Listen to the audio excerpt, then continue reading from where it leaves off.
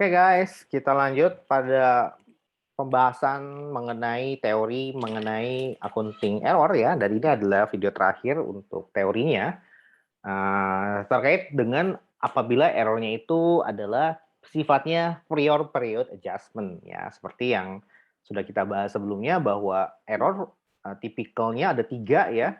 Jenisnya ada yang soft P, kemudian ada yang income statement gitu ya. Dan juga ada yang gabungan keduanya ya, S plus IS gitu ya. Nah, ini yang pertama, ini kedua, ini ketiga. Nah, kalau yang, pertama, kedua, ketiga ini sama-sama membutuhkan yang namanya, apa namanya, koreksi ya, seperti itu. Dan sama-sama semuanya juga harus melakukan restatement dari laporan keuangan ya. Nah, kalau ternyata 2 ya maka harus 2 juga ya, kalau dampaknya terhadap income statement dan SOFI maka dua-duanya harus di-restatement. Tapi kalau salah satu aja ya cuma satu berarti ya. Nah, sekarang kalau yang contoh sebelumnya itu kita sudah penekanannya itu ada di mana, ada di yang ini gitu ya. Ada di yang ada di yang 3 ini, SOFI dan income statement. Jadi error yang berkaitan dengan SOFI dan income statement, dan ada 2 counterbalance error dan non counterbalance error gitu ya. Nah, CB ini berarti lebih dari kurang dari 2 tahun, maaf, kemudian yang ini lebih dari 2 tahun untuk bisa terpulihkan ya. Kalaupun eee, seperti depresiasi kan ketika masa manfaat berakhir dan which is itu misalkan lebih dari 2 tahun, maka dia non counterbalance. Ada juga tipikal error yang nggak akan terkoreksi terus-menerus, nggak akan terpulihkan gitu ya kalau tidak dikoreksi. Nah, itu selain depresiasi, jadi kayak ketika lupa mencatat dan sebagainya. Nah, itu kalau kita nggak nyadar gitu ternyata lupa gitu ya, itu akan terus terbawa sampai seterusnya ya, sampai kita ingat, ya kalau kita ingat. Nah, jadi memang tipikal error itu banyak ya, ada yang signifikan, ada yang, tidak signifikan ya. Kalau menurut saya dia counterbalance sama non counterbalance itu signifikasinya dilihat dari si materialitas ya, ngaruhnya terhadap si income statement. Apakah atau nominalnya terhadap tidak hanya income statement saja, tapi juga terhadap, neraca atau financial statement lah kita istilahkan. Nah, ini batasannya adalah 5% ya. Seperti itu, dan kalian bisa lihat dalam mata kuliah audit nanti. Oke, nah sekarang bagaimana kalau tipikal error-nya itu ternyata prior period adjustment. Nah, contohnya gimana, Pak? Kesalahan pencatatan. Jadi ketika dia mencatat,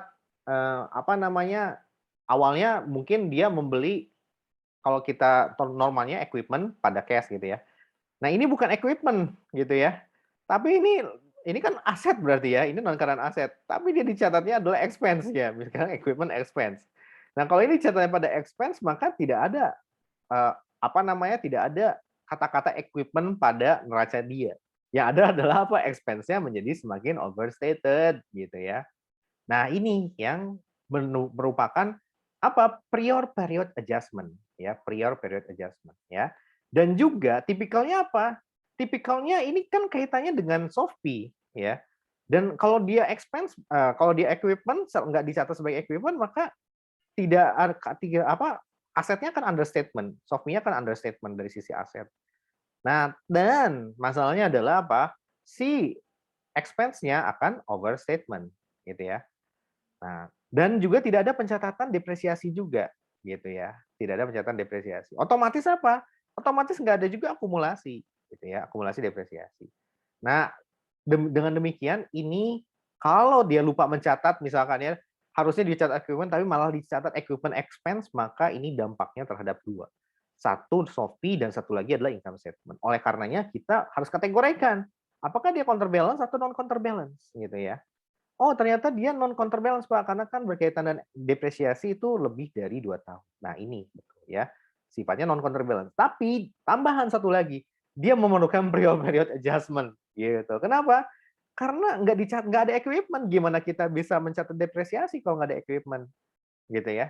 Nah, that's why ketika konteksnya lupa atau salah mencatat pembelian aset, seharusnya dicatat equipment tapi malah dicatat expense, maka akan ngikut kesalahannya, non counterbalance. Yang kedua, ya kalau misalkan ditemukan maka kita harus melakukan restatement dari tenuris dan kita harus memperbaiki laporan keuangan kita, ya. Kita harus memunculkan equipment ini pada saat diketahui kita salah mencatat. Nah, itulah yang dimaksud prior period adjustment. Dampak yang belakangnya harus kita restatement ke saat ini, gitu. Aku diakumulasikan, ini sifatnya seperti retrospektif juga, ya. Seperti itu ya, seperti retrospektif. Itu yang saya maksud ya. Nah, oke. Nah, kalau kayak gini kita lihat ya, seperti apa bentuknya. Pertama, perusahaan tidak mencatat beban penyusutan. Oh, ini beban ya. Oke. Berarti apa namanya? Beda lagi gitu ya. Kalau yang tadi kan tidak mencatat equipment, bisa juga sih. Nah, kalau ini equipment udah dicatat, tapi dia tidak mencatat beban penyusutan. Jadi bentuknya ini bisa macam-macam ya error itu ya. Nggak hanya yang fleksibel bentuknya, tergantung kesalahannya seperti apa ya. Nah, kalau di sini kebetulan dia tidak mencatat depreciation expense ya.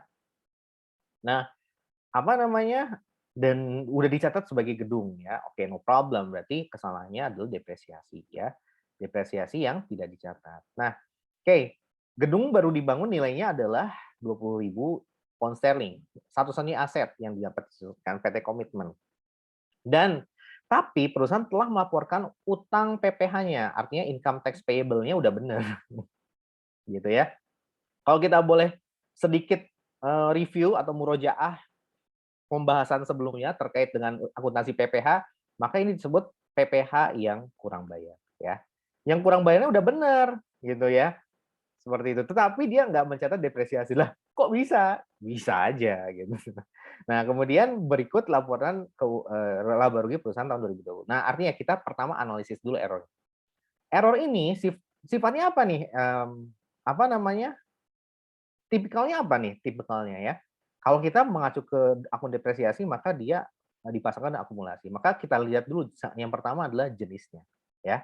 Seperti yang diproposisikan oleh Pique. So, bagaimana cara menganalisis error? Lihat dulu jenisnya. Nah, jenisnya adalah apa? Jenisnya ini berkaitan, nah ini kan akun IS ya, income statement. Yang ini kan akun SOFI, udah beres. Berarti jenisnya apa? SOFI dan IS, income statement ya. Kalau SOFI dan IS, maka kita harus mengkategorikan menjadi dua, apakah dia counterbalance atau non counterbalance. Ya tentunya kalau depresiasinya udah pasti lebih dari 2 tahun coy, ya. Ya tergantung masa manfaat juga sih ya. Teman di sini kan tidak diketahui berapa. Ya udah nggak apa-apa, anggap aja lebih di atas 2 ya. Ya udah non counterbalance berarti. Nah, hanya saja karena dia tidak mencatat depreciation expense, maka sifat yang tambahannya adalah apa? Yang kedua nih, gimana cara melakukan analisis error, koreksi atas errornya. Pertama, kita lakukan prior period adjustment. Kenapa? Karena errornya berkaitan dengan lupa mencatat. Dan kesalahan itu akan terbawa sampai sekarang. Dan itu berdampak terhadap laporan keuangan. Sehingga dampak akumulatif, dampaknya tersebut diakumulasikan ke saat ini dan langsung disesuaikan ke retained earnings. Itulah namanya prior period adjustment, penyesuaian terhadap beginning balance dari retained earnings-nya. Nah, barulah nanti kita yang ketiga apa? Yang keduanya juga nih 2A ya. Yang 2B-nya adalah kita harus melakukan koreksi dengan teknik non counterbalance error ya. Nah, yang ketiga nanti kita harus bikin comparative statement ya dari laporan keuangan. Apa Pak yang dibikin? Pertama SOFI, yang kedua adalah IS ya, karena ini berkaitan dengan dua laporan keuangan tersebut. Oke, nah kalau gitu kita lihat dulu informasi yang diberikan oleh perusahaan. Nah ini di sini given ya, givennya adalah berapa Pak? Di sini givennya adalah yang ini, without error, with error gitu ya. Nah pada dasarnya tadi dia ya, income tax payable-nya udah benar nih, ini udah benar ya, ini udah benar, dicatatnya udah benar. Hanya saja dia ternyata ada DTL. Nah, DTL 8.000.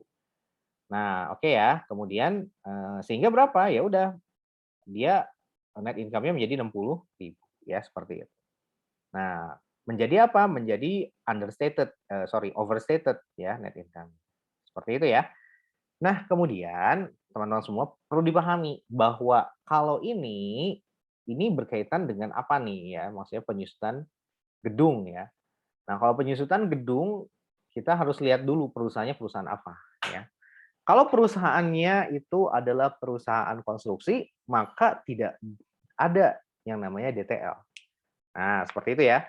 Tapi kalau ternyata perusahaannya itu perusahaan yang non konstruksi ya, dan dia lupa mencatat penyusutan ya, maka akan muncul akun DTL. Betul sekali akan muncul akun DTL. Ya, seperti itu. Karena kita udah belajar ya bahwa yang dinamakan dengan beda waktu adalah apa? Yang dinamakan dengan beda waktu itu adalah BW ya. BW itu atau DTL ini kan akan menimbulkan DTL atau DTA ya.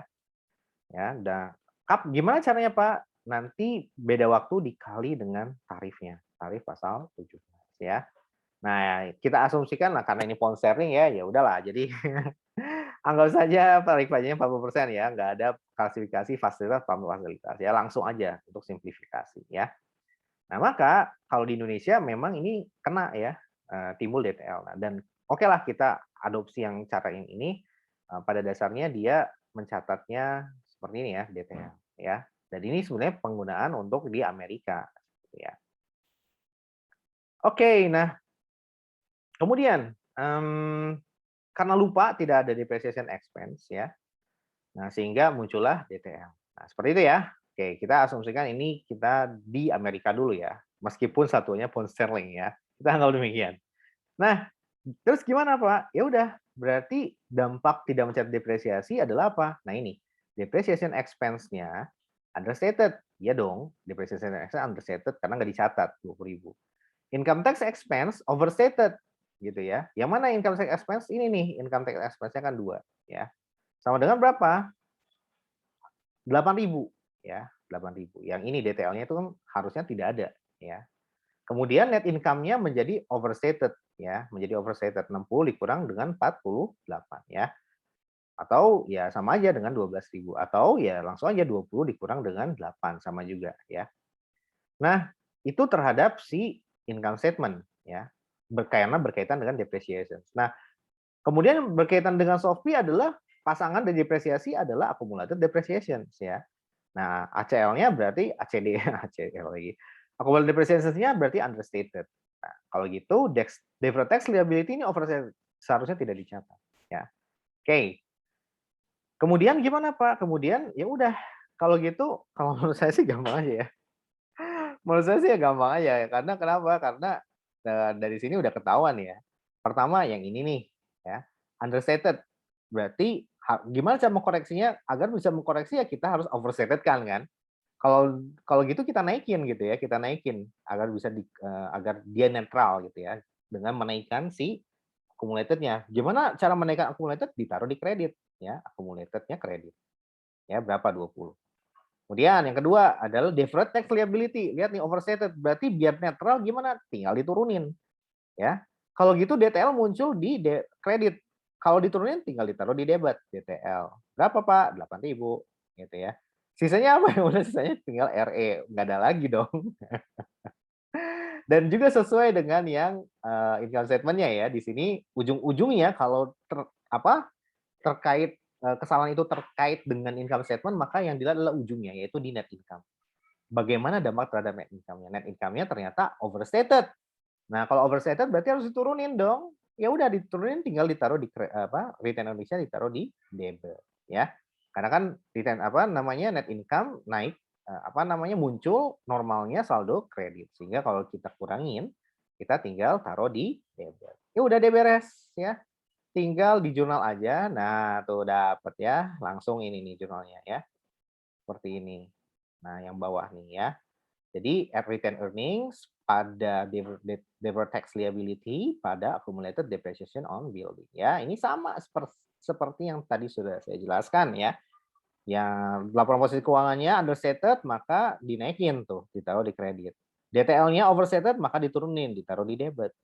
Net income overstated, maka diturunin, ditaruh di kredit. Ditaruh di debit ya. Tuh, net income diturunin dengan menaruh di debit. Tuh udah deh beres. Oke, itu aja terkait dengan error yang berkaitan dengan prior period adjustments, plus juga dia error yang berkaitan dengan SOFI and income statement dan menimbulkan efek non-counterbalance error. Oke, terima kasih. Sampai jumpa lagi pada video pembahasan terakhir mengenai apa? Mengenai latihan soalnya. Thank you.